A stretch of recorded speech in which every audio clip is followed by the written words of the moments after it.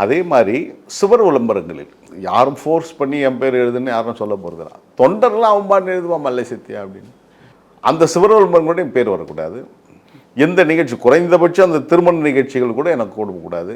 நான் தலைவருக்கு பிற்பாடு அதிக கட்சித்தோருடைய மரணங்களில் நான் இறப்புகளில் பங்கேற்றவன். அந்த கல்லறைகளுக்கெல்லாம் சென்று அந்த உடல் நல்லடக்கம் செய்கிறவர்களும் இருந்து அவர்களுக்கு நான் வீர முழக்கம் எழுப்பிட்டு வந்திருக்கிறேன். அதே போன்று சுகமான நிகழ்ச்சி திருமண நிகழ்ச்சிகளாக நான் ஒரு நாளைக்கு 10-15 திருமணங்களுக்கு ஓடுவேன். அப்போது அந்த தோழர்கள் விரும்புகிறாங்க. அது என்னை அவங்க ஒரு கட்சி கடந்து ஒரு சகோதரனாக பார்க்கின்ற காரணத்தினால் அவனுடைய அன்பை இப்படி தான் வெளிப்படுத்த முடியும். அவன் என்ன பண்ணுறான், பத்திரிக்கைனா என் பேர் போடுவான், படம் போடுவான். அதெல்லாம் ஏன் போடுறீங்க? என்ன காரணம்? நான் இருப்பது அவர்களுக்கு உறுத்தலாக இருந்திருக்கலாம்.